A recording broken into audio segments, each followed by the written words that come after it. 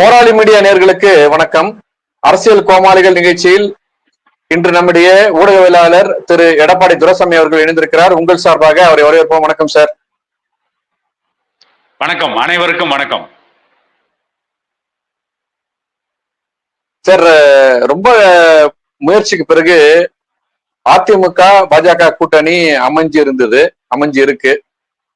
அந்த மிகப்பெரிய முயற்சிக்கு பின்பு அந்த மாநிலத்தினுடைய தலைவர்கள் ரெண்டு பக்கமே ஒரு பெரிய ஒருங்கிணைந்த செயல்பாடுகள் இருப்பதாக பொதுவெளியில் தெரிவதில்லை. அது குறிப்பா இப்போ நேற்று ஒரு செய்தியை அந்த கட்சியினுடைய பாரதிய ஜனதா கட்சியினுடைய முன்னாள் தலைவர் ஒரு அறிக்கை வெளியிட்டிருக்காரு. அது என்னன்னா, அதிமுக போட்டியிடுகின்ற தொகுதிகளில் இருந்து 40 தொகுதிகளில் நாம் போராட வேண்டும், போட்டியிட வேண்டும். அதற்கான முயற்சியில் தலைமை எடுக்கணும் அப்படின்னு சொல்லிட்டு அவங்க தலைமைக்கு ஒரு கடிதம் கொடுக்குறாரு. அந்த செய்தி தினமலர்ல வந்திருக்கு. இப்போ இதுல நாம பார்க்க வேண்டியது என்னன்னா, அதிமுக போட்டியிட விரும்புகின்ற அல்லது போட்டியிட இருக்கின்ற தொகுதிகளில் 40 தொகுதி கேட்கறாங்கன்னா இவங்களுக்கான திட்டமிடல் என்ன? ஒருவேளை திரும்ப அண்ணாமலை இந்த கூட்டணியினுடைய அந்த ஸ்திரத்தன்மையை உடைக்க முயற்சி பண்றாரா, அல்லது அவங்களுடைய முதுகுல இவர் சவார் செய்யலான்றத என்னத்தோட ஒரு களம் இறங்குறாரா? என்ன முயற்சி சார் அது? அண்ணாமலை டிஎம்கே உடைய பி டீம் ஆயிட்டாரோ? அப்படிதான் கேட்க வேண்டி இருக்கு. ஏன்னு கேட்டீங்கன்னா, அதிமுக கூட்டணியில பாரதிய ஜனதா கட்சி இணைஞ்சிருக்கு.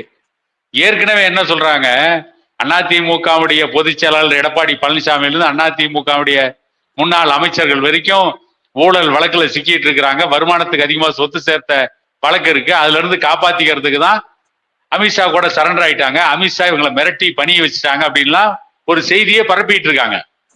அது எந்த அளவுக்கு சரி தவறுங்கிற அளவுலாம் நம்ம பின்ன பேச வரல. அது தேவைப்படும் போது அதை பேசுவோம். அதிமுக வலிமையாக இருக்கின்ற தொகுதியில், அதிமுக வெற்றி வாய்ப்புள்ள தொகுதிகளில் பாரதிய ஜனதா கட்சிக்கு சீட்டு கொடுத்துட்டு அதிமுக அந்தமான் நிக்கோபார் தீவுகளை போய் நிப்பாங்களா? இல்ல ஆந்திராவில் நடக்கிற எலெக்ஷன்ல போய் அதிமுக நிப்பாங்களா? அப்ப இவங்களுக்கு பாரதிய ஜனதா கட்சிக்கு வலிமை இல்லையா? ஒரு கஷ்டப்பட்டு உருவாக்கின ஒரு கூட்டணியை உடைக்கின்ற வேலையை அண்ணாமலை செய்கிறாரா? இந்த கேள்வி ஒரு பக்கம். இன்னொரு பக்கம், அப்ப பாரதிய ஜனதா கட்சி வலிமையா இருக்கிற ஒரு தொகுதி கூட கிடையாதா? அப்ப இவங்களுக்கு வலிமையா நாம இல்லை அப்படிங்கறத உண்மையிலேயே இவர்கள் உணர்ந்து இருக்கிறார்களா, அல்லது உண்மையிலேயே பாரதிய ஜனதா கட்சி வலிமை இல்லாம இருக்காங்களா? அப்ப அதிமுக வெற்றி பெறக்கூடிய தொகுதியில நீங்க போட்டியிடுவீங்க அப்படின்னா, நீங்க கூட்டணி வச்சது அதிமுகவை அழிப்பதற்காகவா, எடப்பாடி பழனிசாமியை ஒழிப்பதற்காகவா? அதனாலதான் பாரதிய ஜனதா கட்சி கூட்டணின உடனே எல்லாருமே பதறாங்க. ஏன்னு கேட்டீங்கன்னா, தமிழ்நாட்டுல திமுகன்னு ஒரு மிகப்பெரிய ஊழல் கட்சி, ஊழலின் ஊற்று கண்ணாக விளங்கிய ஒரு கட்சி. கலைஞர் கருணாநிதி மேல சர்க்காரியா கமிஷன், ரே கமிஷன், பால் கமிஷன், இத்தனை கமிஷனும் கருணாநிதி கமிஷன் வாங்கியதற்காக போடப்பட்ட கமிஷன்கள். கமிஷன் வாங்கினதுக்காக கமிஷன் போட்டது அதிக தமிழ்நாடு இந்தியாவிலேயே கலைஞர் கருணாநிதி மேலதான். அந்த ஊழல் கட்சியை பாஜகங்கிற ஒரு கட்சியை காட்டியே ஜெயிச்சிட்டாங்க. அதே மாதிரி அடுத்த தேர்தலையும் பாரதிய ஜனதா கட்சியை காட்டியே திமுக வெற்றி பெற வேண்டும் என்று அண்ணாமலை நினைக்கிறாரோ அப்படிங்கிறத நினைக்க வேண்டியிருக்கு. எப்படி நாளைக்கு உங்க கூட்டணி நம்பி இன்னும் மற்ற கட்சிகள் அந்த கூட்டணிக்கு வருவாங்க? பல ஆண்டுகள் தமிழ்நாட்டில் ஆண்ட கட்சி அதிமுகவுக்கு இந்த நிலைமை அப்படின்னா, இந்த பாரதிய ஜனதா கட்சி அங்கம் வகிக்கின்ற இந்த கூட்டணிக்கு நம்ம போனா நம்ம நிலைமை என்ன ஆகும் அப்படின்னு மற்ற கட்சிகள் யோசிப்பாங்க. இப்ப சரத்குமார் கதற மாதிரி ஒரு கார்ட்டூன் போட்டிருக்காங்க, என் கட்சி என்கிட்டயே திருப்பி கொடுத்துருங்கய்யா. பிஜேபி இணைஞ்சிட்டு இப்ப சரத்குமார் கதறாரு, ஐயா எப்படியாவது என் கட்சி என்கிட்டயே திருப்பி கொடுத்துருங்க. அதனாலதான் பாரதிய ஜனதா கட்சி நம்பகத்தன்மை இழந்திருக்கிறாங்க. அதனாலதான் எங்கே காலூன்று இருந்தாலும் கூட தமிழ்நாட்டில் இன்னும் காலூன்ற முடியாம தத்தளிச்சுக்கிட்டு இருக்கிறாங்க. ஆளாளுக்கு வாய்ச்சவடால் அடிக்கிறாங்களே தவிர அவர்களால் தமிழ்நாட்டில் வாழ முடியவில்லை, வளர முடியவில்லைங்கிறதுக்கு இதெல்லாம் மிகப்பெரிய உதாரணங்கள். நீங்க இன்னும் தலையும் இல்ல வாழும் இல்ல, தனித்து போட்டியிட்டு எத்தனை சதவீதம் வாக்குகள் தமிழ்நாட்டில் பாரதிய ஜனதா கட்சிக்கு இருக்குன்னு இன்னும் நிரூபிக்கல. மத்தியிலே இருக்கின்ற ஆட்சி அதிகாரத்தை வைத்து மாநிலத்திலே நீங்கள் ஆட்சியை பிடித்து விடலாம், அல்லது ஆட்சியில இருந்த ஒரு கட்சியை அந்த கட்சியை கீழே தள்ளி குப்புற ஏறி அவங்க தலைமையில உட்காந்து நாம சவாரி செய்து விடலாம் என்று நினைப்பது ஒரு மிகப்பெரிய மடமை. மடமைங்கிறதை விட இது மிகப்பெரிய சதி. இத்தனைக்கும் அண்ணாமலை இவ்வளவு நாள் தமிழ்நாடு பாரதிய ஜனதா கட்சியின் தலைவராக இருந்து, அப்ப அண்ணாமலை தமிழ்நாடு பாரதிய ஜனதா கட்சியை தமிழ்நாட்டில் வளர்க்கலன்றதுக்கு அவரே ஒப்புதல் வாக்குமூலம் கொடுக்கிறார். அண்ணாமலை தன்னுடைய தோல்வியை ஒப்புக்கொண்டிருக்கிறார். அண்ணாமலை நான் ஒண்ணும் பண்ணல, சும்மா இல்ல சார். அதாவது அண்ணாமலை என்ன சொல்றாருன்னா, நான் ஒன்னும் பண்ணல, சும்மா ஏதோ நாடகம் ஆடிக்கிட்டு இருந்தா அவர் சொல்றாரோ அதான் அர்த்தம். உண்மையிலேயே அண்ணாமலை தமிழ்நாடு பாரதிய ஜனதா கட்சியினுடைய தலைவராக இருந்து இந்த கட்சியை வளர்த்திருந்தா அவர் இந்த தொகுதியில பாரதிய ஜனதா கட்சி வலிமையா இருக்குன்னு அந்த லிஸ்ட் எல்லாம் கொடுத்திருக்கணும். இல்ல அதெல்லாம் அவர் ஏற்கனவே கொடுத்திருக்காரு சார். அதெல்லாம் கொடுத்து அதெல்லாம் பண்ணிருக்காரு. இப்போ இந்த மாதிரி கேட்கறதுக்கு இன்னொரு ராயந்திரமா நம்ம எப்படி பாக்குறோம் அப்படின்னா, எப்படி பார்க்கணும் அப்படின்னா, அதிமுக ஜெயிக்க வேண்டிய இடத்துல இவங்க பாதியை வாங்கிட்டு, அப்போ அதிமுக தன்னுடைய இயல்பா ஜெயிக்கக்கூடிய அந்த தொகுதிகளை அவங்க இழப்பதன் மூலம் அவங்களுடைய சட்டமன்றத்தினுடைய பலம் குறைக்கப்படும் போது, அவங்க இடத்துல இவங்க ஜெயிச்சதுனால இவங்களுடைய பலம் அதிகரிக்கும் போது தானா கூட்டணி ஆட்சின்ற நிலைமையை அந்த ஒரு சிக்கலான இடத்துக்கு தள்ளுறதுக்கான வழியை அண்ணாமலை முயற்சி பண்றாரு அப்படிதானே சார் பார்க்க வேண்டியிருக்கு சார். என்னதான் நீங்க அரசியல் அயோக்கியர்களின் கடைசி புகழடும் சொல்லி இருந்தா கூட அதுல ஒரு நேர்மை வேண்டாமா? நீங்க கூட்டணி ஆட்சின்னு கேக்குறீங்க, அதுக்கான தகுதி உங்களுக்கு இருக்கா? அதாவது அதிமுக ஆட்சியில் பங்கு கேட்கணும்னா பாரதிய ஜனதா கட்சி தனக்குன்னு ஒரு செல்வாக்கு நிரூபிக்கணும். தனக்குன்னு ஒரு செல்வாக்கு நிரூபிக்கணும் அப்படின்னா பாரதிய ஜனதா கட்சிக்கு தனியா வாக்கு வங்கி இருக்கணும். இத்தனை ஆண்டுகள் மிகப்பெரிய வாக்கு வங்கி வச்சிருக்க பாட்டாளி மக்கள் கட்சி இந்த கேள்வியை எழுப்பணும். பாட்டாளி மக்கள் கட்சி நாங்க தருமபுரியில் ஜெயிப்போம், பெண்ணாகரத்துல ஜெயிப்போம், பாப்பிரெட்டிப்பட்டியில் ஜெயிப்போம், சோளிங்கர்ல ஜெயிப்போம். இன்னும் இப்படி கிட்டத்தட்ட நாங்கள் வெற்றி பெறக்கூடிய ஒரு 60 தொகுதிகள் இருக்குது. தனித்து போட்டியிட்டால் கூட 20 தொகுதிகள் எங்களால் வெற்றி பெற முடியும். கூட்டணி வச்சு போட்டியிடுகின்ற பொழுது நாங்கள் 60 தொகுதிகளில் வெற்றி பெற முடியும். எங்களுக்கு இதெல்லாம் வலிமையான தொகுதிகள்னு தன்னுடைய தொகுதி பட்டியல் அட்டவணையை கொடுக்கக்கூடிய இடத்துல பாமக இருக்கு. ஆகவே பாட்டாளி மக்கள் கட்சி இதுல எங்களுக்கு 40 சீட்டை கொடுங்க, 40 சீட்டை கொடுங்க, எங்களுக்கு ஆட்சியில பங்கு கொடுங்கன்னு கேட்கிறாங்கன்னா அதுக்கு பாமகவுக்கு அந்த உரிமை இருக்கிறது, கேட்பதற்கு அவர்கிட்ட நியாயம் இருக்கிறது. நான் இன்னும் சொல்ல போனா எடப்பாடி பழனிசாமியுடைய தொகுதியான எடப்பாடி பழனிசாமி நின்று வெற்றி பெற்ற எடப்பாடி தொகுதி பாட்டாளி மக்கள் கட்சியின் கோட்டை. கூட்டணியில அது அதிமுகவுக்கு விட்டு கொடுத்தோம். ஏன்னா அதிமுகவின் பொதுச் செயலாளர் அவர் முதலமைச்சராக இருக்கிறார். அப்படிங்கிறனால 2021 தேர்தலில் பாட்டாளி மக்கள் கட்சி வெற்றி பெறக்கூடிய தொகுதி எடப்பாடி பழனிசாமிக்கு விட்டு கொடுத்தோம். ஆக ஆட்சியில் பங்கு வேணும், அமைச்சரவையில பங்கு வேணும்னு கேட்கறதுக்கு பாட்டாளி மக்கள் கட்சிக்கு முழு உரிமையும் இருக்கிறது, அதற்கான தகுதி இருக்கிறது. ஏனென்றால் பல முறை அந்த கட்சியை காப்பாத்திருக்கார் டாக்டர் ஐயா. சரிங்க சார், பாமக தகுதி இருக்கு நீங்க சொல்லிட்டீங்க. முதல்ல பாமக இருக்குதா சொல்லுங்க ஃபர்ஸ்ட். இல்ல பாமக இருக்குதுங்கிறதுனாலதான் பேசிட்டு இருக்கோம். பாமக இருக்குங்கிறதுனாலதான் இன்னைக்கு அத்தனை ஊடகங்களும் டாக்டர் ஐயாவை பத்தி பேசிட்டு இருக்காங்க. அத்தனை ஊடகங்களும் வியாழக்கிழமை காலையில் எதுக்கு டாக்டர் ஐயாவை தேடி ஓடுறாங்க?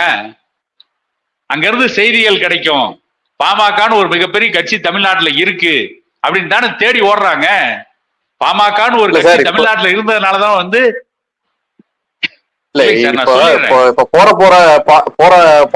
போக்க பார்த்தா வருகின்ற தேர்தலில் இவங்க தொகுதியை கேட்டு ஒரு சண்டை போட்டு இந்த தொகுதி தான் வேணும்னு அந்த ஒரு சிறத்தன்மையோட பேசக்கூடிய அந்த பலத்தை இவங்க இழந்திருக்க மாதிரில இருக்குது சார். எந்த இடத்திலும் பாட்டாளி மக்கள் கட்சியினுடைய நிறுவனர் டாக்டர் ஐயா தன்னுடைய பலத்தை இழக்கவில்லை. இன்னைக்கு தொண்டர்கள் டாக்டர் ஐயாவுடைய கட்டளை எதிர்பார்த்தான் காத்துக்கிட்டு இருக்காங்க. அவர் இன்னைக்கு அன்புமணிக்கு எதிராக பேசுறாரு, அன்புமணி ஒரு நடவடிக்கை எடுக்கிறார் அப்படின்னா கூட இன்னைக்கு டாக்டர் ஐயாவை எதிர்பார்த்து தான் காத்துட்டு இருக்காங்க. அந்த உட்கட்சி பிரச்சனைக்குள்ள நான் போய் எந்த கருத்தும் சொல்ல வேண்டியதில்லை நினைக்கிறேன். ஏன்னு கேட்டீங்கன்னா அந்த பிரச்சனை சரியாயிரும்னு நினைக்கிறேன்.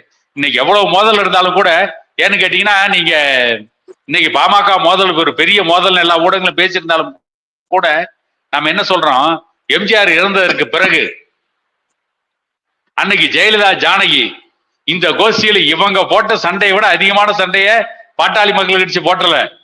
என்ன சொன்னாரு ஜேபிஆர், ஜானகியை பார்த்தால் கும்பிட தோன்றுகிறது, ஜெயலலிதா பார்த்தால் கூப்பிடலவா தோன்றுகிறது பேசினார்.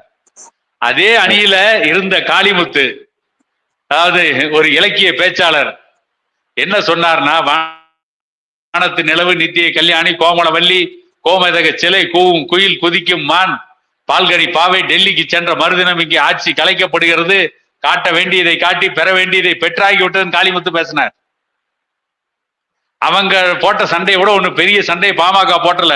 இதெல்லாம் அரசியல ஒரு சிறு சலசலப்பு. இத ஊடகங்கள்ல சொல்ல முடியாது சார். அதே நேரத்துல நீங்க சொன்னதுக்கு ஏத்த மாதிரி அதிமுகவோ அல்லது திமுக நடந்த மாதிரியான ஒரு சண்டைக்கு இந்த இவங்க இப்ப இருக்க பாடாளுமன்ற கட்சி நடக்கக்கூடிய விஷயங்கள் எந்த வகையிலும் ஒப்பிட முடியாது. அவரு ஒரு தகப்பனா, ஒரு கட்சியினுடைய நிறுவனா இப்படி இருக்கணும் ஆலோசனை தான் சொல்றாரு தவிர, இன்னைக்கு கூட ஒரு பேட்டியில ஒரு நிருபர் கேக்குறாரு, அப்ப அன்புமணியை கட்சி விட்டு நீக்கிடுவீங்களா அப்படின்னா, அதுக்கு தேவையில்லைன்ற, கட்சி விட்டு நீக்க வேண்டிய வேலை இல்ல அப்படின்னு தான் அவர் சொல்றாரு. அவர் நீக்கன்ற எல்லைக்கு போல, அல்லது அவர் எதுவும் எந்த ஒரு தகாத வார்த்தையை சொல்லி அவர் பேசல. அந்த நான் பார்லிமெண்ட் வேர்டு அவ்வளவு அழகா மெயின்டைன் பண்றாரு. அந்த மாதிரி வரம்பு எதுவும் மீறல. அதிமுக நடந்த நீங்க சொன்ன வார்த்தைகளுக்கு இங்க எங்கேயுமே ஒரு எல்லளவு கூட நம்ம ஒப்பீடு செய்ய முடியாதுன்றதுக்காக நான் சொல்லுவேன். பாமக நிறுவனர் டாக்டர் ஐயாவை பொறுத்தவரை அவர் தன்னுடைய கட்சிக்காரர்களுக்கு பனிமலையாகவும் எதிரிகளுக்கு எரிமலையாகவே இன்னைக்கு வரைக்கும் வாழ்ந்துட்டு இருக்க ஒரு தலைவர். அது ஒரு புறம். ஜெயலலிதாவுக்கு ஆபத்து வந்தப்ப யாரை தேடி ஓடினாரு? டாக்டர் ஐயாவை தேடிதான் ஓடினார். 96 தேர்தலில் தோட்ட பிறகு ஜெயலலிதா வழக்கு மேல் வழக்கு போட்டு ஜெயலலிதா தடுமாறிட்டு இருந்த பொழுது, அதற்கு அடுத்து வந்த நாடாளுமன்ற தேர்தலில் தன்னை காப்பாற்றுவதற்காக டாக்டர் ஐயாவை தேடி சென்னையில் இருந்த பாட்டாளி மக்கள் கட்சி தலைமை அலுவலகத்துக்கு தேடி போய் அண்ணன் டாக்டர் ராமதாஸ் அவர்களே ஜெயலலிதா நின்று, ஐயாவும் அன்போடு அன்பு சகோதரின்னு சொல்லி ஜெயலலிதாவுக்கு அன்னைக்கு அரசியல் அங்கீகாரத்தை பெற்றுக் கொடுப்பதற்கு அரசியல் அகதியாக வேண்டிய ஜெயலலிதாவை காப்பாற்றி கொண்டு வந்து மீண்டும் அரசியல் அதிகாரத்தின் மையத்திற்கு பக்கத்திலே நிறுத்தியவர் டாக்டர் ஐயா. இது அனைவருக்கும் தெரிந்த ஒன்று. அப்படிப்பட்ட டாக்டர் ஐயாவுடைய கட்சி அவர் இருக்கும் பொழுதே பலகீனமாகிவிட்டது என்று சொல்வதை என்றைக்கும் ஏற்றுக்கொள்ள முடியாது. அதனால ஆட்சி அதிகாரத்தில் பங்கு கேட்கின்ற உரிமை பாட்டாளி மக்கள் கட்சிக்கு இருப்பதை போல பாரதிய ஜனதா கட்சிக்கு இருக்கிறதா என்று கேட்டால் அது இல்லை என்றுதான் பெரும்பாலானவர்கள் சொல்லுவாங்க. இன்னும் சொல்ல போனா, கடந்த அதிமுக ஆட்சியில் எடப்பாடி பழனிசாமி 4 ஆண்டுகள் முதலமைச்சராக இருந்ததுக்கு காரணமே பாட்டாளி மக்கள் கட்சி நிறுவனர் டாக்டர் ஐயாவும் தான். வெற்றி பெறக்கூடிய பாப்பிரெட்டிப்பட்டி, சோளிங்கர் உள்ளிட்ட கிட்டத்தட்ட ஒரு 5 தொகுதிகள் அந்த 2021க்கு முன்பு நடந்த நாடாளுமன்ற தேர்தலுடன் சேர்த்து நடைபெற்ற இடைத்தேர்தலில் அந்த சட்டமன்ற தொகுதிகளை எந்த நிபந்தனையும் இல்லாமல் எடப்பாடி பழனிசாமிக்கு விட்டு கொடுத்த அந்த 9 சட்டப்பேரவை தொகுதிகளிலும் அதிமுக வெற்றி பெற்ற காரணத்தால் தான் எடப்பாடி பழனிசாமி 4 ஆண்டுகள் முதலமைச்சர். அதுக்காகவே பாட்டாளி மக்கள் கட்சிக்கு அமைச்சரவையில் பங்கு கொடுக்கணும். அதுக்காகவே பாட்டாளி மக்கள் கட்சிக்கு 40 தொகுதி எடப்பாடி பழனிசாமி ஒதுக்கணும். ஒதுக்குவாங்கன்னு நீங்க எதிர்பார்க்கறீங்களா இந்த தேர்தல்ல? என்ன சார், வருகின்ற தேர்தல்ல 40 சீட்டு பாமக கேட்குமான்னு கேக்குறேன். அதிமுக கூட்டணியில இது நம்மளுடைய கருத்தா தான் நம்ம சொல்லி இருக்கோம். ஆனா டாக்டர் ஐயா என்ன கேட்க போறார்? இன்னைக்கு 2026ஆம் ஆண்டு தேர்தல் வரைக்கும் நான் தான் தலைவர்னு அவர் இன்னைக்கு சொல்லிட்டார். ஆக அவர் என்ன முடிவு எடுப்பார்? யாரு கூட கூட்டணி வைப்பார்? அந்த கூட்டணிக்கு என்ன ஒரு பொது வேலை திட்டத்தை கொடுப்பார்? ஒரு குறைந்தபட்ச செயல் திட்டத்துக்கு என்ன டிமாண்ட் பண்ணுவாரு? என்ன கோரிக்கை எழுப்புவாரு? எவ்வளவு சீட் கேட்பாரு? அப்படிங்கிறதெல்லாம் இன்னும் போக போக தான் தெரியும். இப்ப அவ்வளவு சீக்கிரம் தெரிஞ்சிடாது. ஏற்கனவே தினமலர் பத்திரிகையில ஒரு செய்தி போட்டிருக்காங்க. அந்த செய்தி உண்மையா பொய்யாங்கிறது அடுத்தது. ஆடிட்டர் குருமூர்த்தி டாக்டர் ஐயாவை போய் சந்தித்து பாமக உடைஞ்சதுன்னா பலகீனமாயிருவோம், திமுகவுக்கு மிகப்பெரிய வெறுப்பு அலை வீசுது, திமுகவுக்கு வெறுப்பு அலை வீசுது, பாரதிய ஜனதா கட்சிக்கு என்ன வீசுது அத சொல்லல, அத குருமூர்த்தி சொல்லல. பாரதிய ஜனதா கட்சிக்கு என்ன வலிமை இருக்கு, பாரதிய ஜனதா கட்சி இது வரைக்கும் எத்தனை கிளையை உருவாக்கி இருக்காங்க, எவ்வளவு உறுப்பினர் சேர்ந்து இருக்கிறாங்க, எங்கேயாவது பாரதிய ஜனதா கட்சி உறுப்பினர் கையெழுத்து வாங்கி இருக்காங்களா? எதுவும் கிடையாது. பாரதிய ஜனதா கட்சி தமிழ்நாட்டில் எவ்வளவு உறுப்பினர் இருக்காங்க, அந்த உறுப்பினர் மூலமா எவ்வளவு ஓட்டு வரும், எதையும் சொல்லல. சொல்றதுக்கு ரெக்கார்ட்ஸ் இருந்தா தானே. எதையும் பண்ணலையில என்ன போய் சொல்றாரு குருமூர்த்தி? திமுக மீது மிகப்பெரிய எதிர்ப்பு இருக்கு. அதிமுக பாரதிய ஜனதா கட்சி கூட்டணி வச்சுட்டாங்க. நீங்க பாமக பிளவுபடாம ஒன்னா இணைஞ்சு நீங்க வந்துட்டீங்க அப்படின்னா உங்களுக்கு 20 எம்எல்ஏ சீட் கிடைக்கும். இவர் என்னமோ ஒரு பழமொழி சொல்லுவாங்க, கடத்தங்காய் வழிப்புள்ளையாருக்கு உடைக்கிறாராம். இவர் 20 சீட் கொடுக்கறதுக்கு இந்த ஆள் யாரு? குருமூர்த்தி. இதெல்லாம் உறுதிப்படுத்த செய்தியா சார்? இவன் எங்களுக்கு கோவணம் கட்டுறான். தினமலர்ல எழுதி போட்டிருக்கிற செய்தி சார். தினமலர் எப்பவுமே பாமக எதிர்ப்பாதான் சார் எழுதுவாங்க. இது பாமக ஆதரவா என்னைக்குமே எழுந்து கிடையாது. அதாவது தினமலர் அப்படி ஒரு செய்தியை எழுதி இருக்கிறதுனால அதுக்கு பதில் சொல்ல வேண்டியது நம்ம கடமை இல்லையா? அதுவும் நான் பாட்டாளி மக்கள் கட்சி சார்ந்தவன் இல்லையா? தினமலர் சொல்லி இருக்கிறதுக்கு ஆடிட்டர் குருமூர்த்தி கோவணம் காத்துல பறந்துட்டு இருக்குது. இவர் என்ன எங்களுக்கு கோவணம் கட்ட வர்றாரு? உனக்கே எவ்வளவு செல்வாக்குன்னு தெரியாது. 20 சீட்டு இவர் வாங்கி கொடுக்கிறாரு ஏடிஎம் கிட்ட.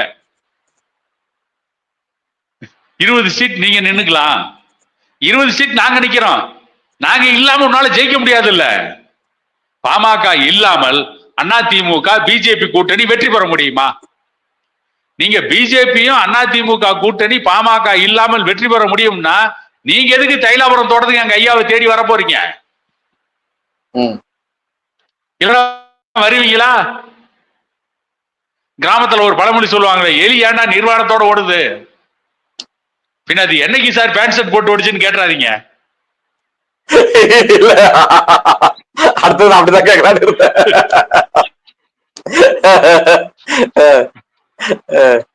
அதனால பாட்டாளி மக்கள் கட்சி இல்லாமல் இவங்க வெற்றி பெற முடியாது. ஆனா அதை சொல்லல.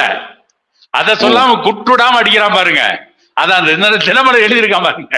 20 தொகுதியில் நீங்க போட்டியிடலாம், 20 தொகுதியில் நீங்க போட்டியிட்டால் நீங்கள் கணிசமான வெற்றி பெறலாம் அப்படின்னு சொன்னதுக்கு டாக்டர் ஐயா சொன்னதாக ஒரு செய்தி தினமலர் சொல்லியிருக்காங்க. ஒருவேளை அது உண்மையாக இருக்கலாம். அதனாலதான் நான் இதை இப்ப பேசுறேன். டாக்டர் ஐயா நாங்க 70-80 தொகுதியில வெற்றி பெறக்கூடிய வாய்ப்பு எங்களுக்கு இருக்கு. நாங்க அவ்வளவு சீட் கேட்கல. கூட்டணியில எங்களுக்கு 40 சீட் கொடுத்துட்டு 5 எம்எல்ஏக்கு ஒரு அமைச்சர், அந்த கணக்கு போட்டா 40 எம்எல்ஏவுக்கு 8 அமைச்சர் எங்களுக்கு கொடுக்கறதா இருந்தா கூட்டணி பத்தி பேசலாம். இல்லனா நீ வந்த வழியே கிளம்பி போலாம். நீ வந்த மச்சான் திரும்பி போனா பூமணத்தோட கட்டிய கோவணத்தோட நீ போயிட்டு அப்படின்னு டாக்டர் ஐயா சொல்லிட்டதா தினமலர்ல ஒரு செய்தி வெளியிட்டு இருக்கிறாங்க. அந்த செய்தி தான் சொல்றேன். தினமலர்ல போட்ட செய்தி. ஐயா 40 சீட்டை விட இன்னும் அதிகமாக கூட கேட்டிருக்கலாம். இப்படிப்பட்ட ஒரு பொய்யான செய்தியை இந்த ஊடகங்கள் பரப்பிட்டு இருக்காங்க. குழம்பிய குட்டையில எப்படி மீன் பிடிக்கலான்னு இந்த சில அரசியல் மீனவர்கள் இன்னைக்கு புதுசா கிளம்பி வந்திருக்காங்க. இவங்கெல்லாம் அரசியல் எப்படி மீன் பிடிக்கலான்னு எப்பயுமே கையில ஒரு வலையோடையே சுத்திட்டு இருப்பாங்க போல் இருக்குது. வலையை போட்டு யாரா பிடிக்கலாம் அப்படின்னு அரசியல்ல புள்ள பிடிக்கிற வேலையை சில பண்ணிட்டு இருக்காங்க. அதுல இந்த தினமலர், இந்த குருமூர்த்தி இவங்கெல்லாம் இதுல இப்ப அண்ணாமலையும் இணைஞ்சிருக்காரு. நல்லது சார், உங்களுடைய கருத்துக்கு மிக்க நன்றி. தேர்தல் நெருங்க இன்னும் பல சுவாரஸ்யமான இது போன்ற அரசியல் செய்திகள் தொடர்ந்து வண்ணம் இருந்து கொண்டே தான் இருக்கும். ஆனால் என்ன செய்தி வந்தாலும் மக்கள் தீர்மானிக்கக்கூடிய அந்த எண்ணம் தான் வெற்றி பெறும் என்ற நம்பிக்கையோடு மீண்டும் அடுத்த காணொலியில் சந்திப்போம். நன்றியும் வணக்கம். எந்த செய்தி வந்தாலும் உண்மை செய்தியை பேசுவோம். மக்களுக்கு எது நன்மை தரக்கூடியதோ அதை பேசுவோம் என கூறிக்கொண்டு மீண்டும் இதை போன்ற ஒரு காணொலியில் உங்களை சந்திக்கும் வரை உங்களிடமிருந்து விடைபெறுகிறேன்.